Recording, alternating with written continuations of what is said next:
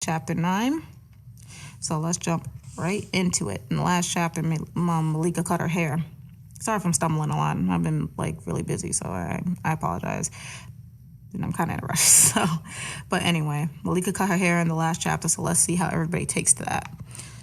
Excuse me. So this is chapter 9. Let's go right into it. On Monday, Miss Allen, the art teacher, does a double take when I walk into her class. I know she wants to ask me what happened, but teachers can't always just come out and ask you stuff like that. Kids, they're different. As soon as I walked into the school building, they were all over me, wanting to know why I didn't have no hair. I expect John not to like the cut. I mean, what does he like about me anyhow? Nothing. And I expect Charlize and the twins to say they don't like it, even if they secretly do. In third period, kids really light into me. By fourth period, I'm wearing the baseball cap I bought from home, just in case. Mr. Klein, the social studies teacher, tells me to take off the hat, but I give him some lame excuse and he lets me keep it on. The next thing I know, somebody's yanking off the hat and making cracks about my peanut head. I don't get it. I mean, I look good. I know I do. Desda comes up to me and says I shouldn't let them get to me.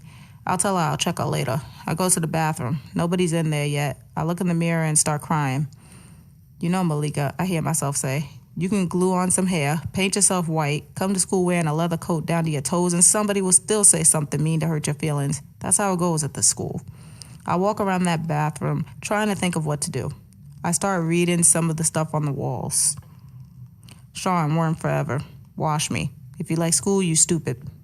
I sit myself up on one of the sinks and think back to Saturday when I got my hair cut. Tears come to my eyes when I put my hands on my head and feel my little bit of hair. I mean, I know I asked for it and that it looked good at Ronnie's place, but seeing it in the school bathroom mirror is something else. I jump off the sink and lean close to the mirror on the wall and think of Daddy. Malika, he used to say, you got to see yourself with your own eyes. That's the only way you're going to know who you really are. I reach down into my bag and pull out the little hand mirror Daddy gave me and look at myself real good. My nose was running. I blow it and throw the tissue away. I splash some water on my face and pat it dry. I reach deep down into my pocketbook and pull out the little jar of Vaseline and shine up my lips. Then I ball up my cat, stuff it in my backpack, and walk right on out of there. It's the right out up to chapter 10, so without any further ado, let's go right into it. We need a new alarm clock. Ours rings whenever it wants. 2 in the morning, 10 at night, it don't matter. But you can be sure of one thing, it ain't never gonna ring when it's supposed to. When Mama comes in my room telling me I'm gonna be late if I don't get a move on, I ain't surprised. It's the third time this week I'm late because of that clock. So I just ignore Mama, pull my quilt up over my head and turn over. Mama does what she always does. She pulls the covers off and threatens to yank down the sheet. I'm up. I sit on the edge of the bed, hands folded, head drooping. My eyes are still closed when Mama goes back downstairs to cook breakfast. I wash up, then look through my closet for some jeans or something. I push my way past that new shirt Mama made. I hope she don't ask me about it. I don't want to hurt her feelings, but one shoulder is higher than the other one. She fixed it 3 times already, but it just ain't working. I don't want to tell her that, though. Sweets asks me all the time, why don't I just tell Mama I don't want to wear her stuff? But I can't. Mama needs to keep sewing. If she don't, I ain't sure what's going to happen to her. When I finally get to the kitchen table, the oatmeal's cold and slick, like silly putty. I eat dry toast instead. Mama gives me the once-over. She comes and straightens up my turtleneck collar. She made this one too, but the woman across the street helped her with it, so it ain't that bad.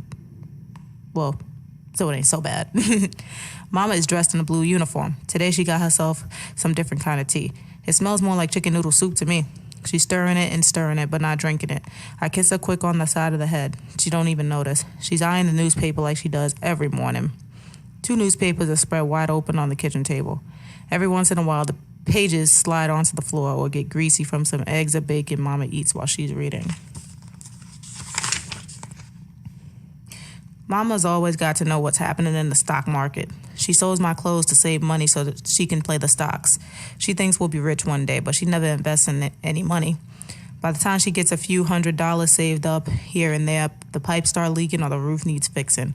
Or Mama gets one of her dreams where some dead relative comes back and tells her to play the lottery and put all her money on some number they told her about, like 557, 810, or 119. It never fails. Mama loses all the money. Every dime. But that's the kind of luck we have. Dumb dead relatives who go out of their way to interrupt your good night's sleep to give you a lucky number that only brings you bad luck. Now who needs that? Mama never gives up though. She's always looking for new ways to make money. She sold Tupperware, magazines, and pretty junk for kitchen walls. Was still poor as dirt. A lot of folks think Mama don't have all her marbles. I can tell by the way they talk to her, kind of loud, like folks do with crazy people with a smirk on their face, like they know a secret she don't. But the joke's on them.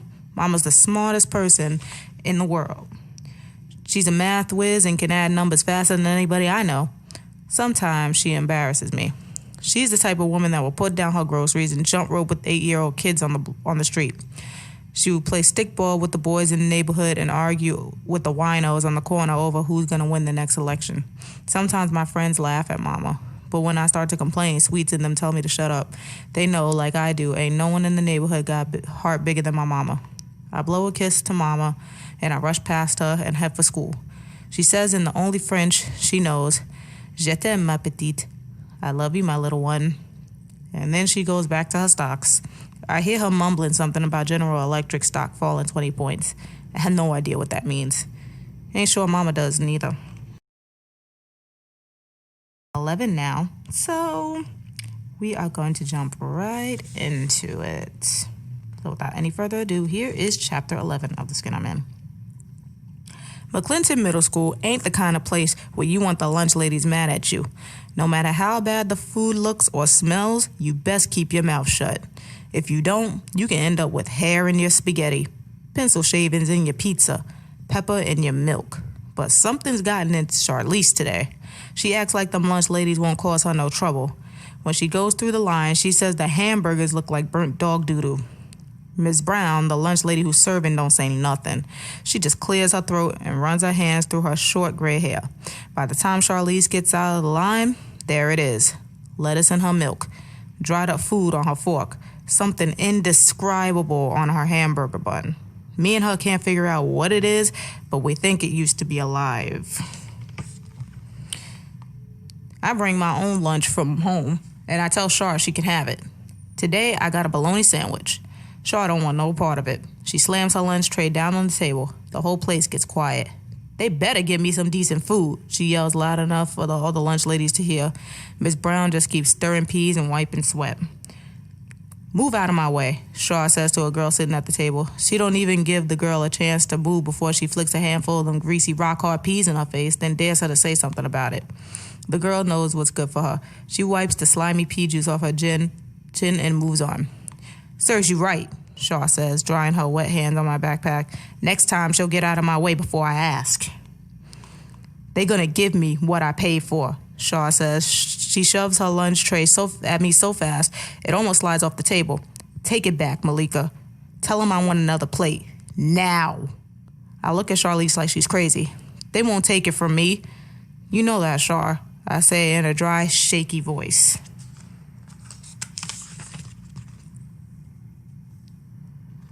Charlize doesn't say nothing at first. She just stares at me without blinking for the longest time. Do I have to jack you up right here in front of everybody? She asks, slapping one of the twins 5. I said you could have my bologna sandwich, I say. But Char turns to me with her hands on her hips and a face that says, I know you ain't talking to me. I don't have no choice. I pick up her tray and get back in line. It seems like 20 kids are in front of me. By the time I get to Miss Brown again, my stomach is growling.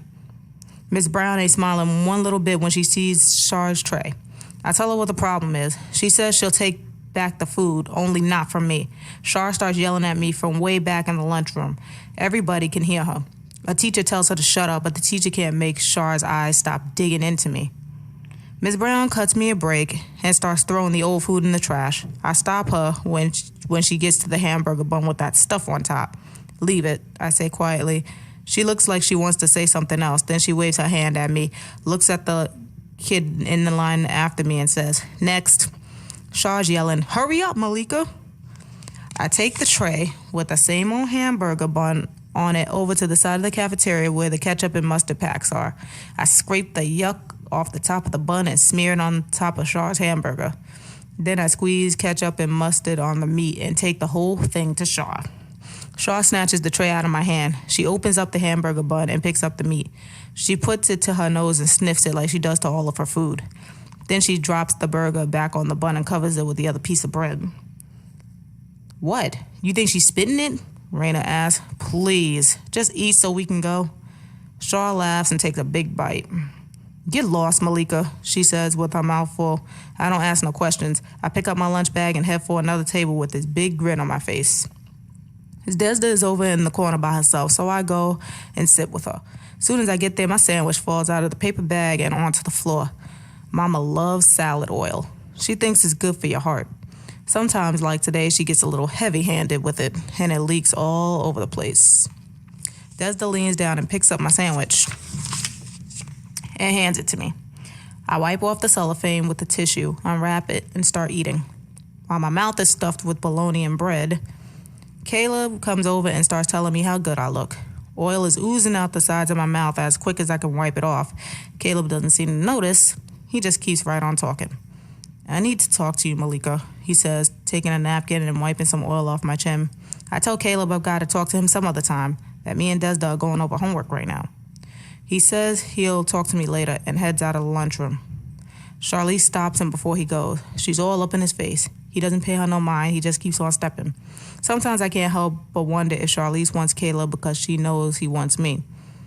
Desda acts like I really meant what I said about her and me doing homework. She starts asking if I've done the math homework, which I haven't, of course, but that don't stop Desda. She pulls out the homework anyhow and asks me 10,000 questions about the math problems. They're easy as pie, and I tell her so. Before I know it, I'm doing the work for her. If the homework's so easy, why didn't you do it last night? She wants to know. Don't go there, I say. I worked on them problems for 3 hours straight, Desda says, stuffing chips in her mouth. After that, I finally gave up and started watching TV. Desda's homework paper starts to spot from her greasy fingers. 20 minutes later, we head for the door. Shar is still sitting at the front of the cafeteria. Boys are crowded around so that all you can see is the purple shoes of hers and that tight black designer skirt. When she stands up to leave, one boy puts his arms around her waist and whispers something in her ear. She laughs, but you can tell she's faking it. She puts on her sunglasses and walks toward the door with them boys following her like she's a movie star. Before she leaves, she looks over my way and pulls her sunglasses down past her nose so they're leaning on her top lip. She stares me down, then whispers something to one of the twins and keeps on stepping. Ignore her, Desda says. The next thing I know, Rais is coming my way. Shar wants to know if you've done our math. I reach in my book bag and pull out some papers. Shar and them are in a different math class than me. It's a class for kids who don't have a clue what's going on. I hand the homework to Rais.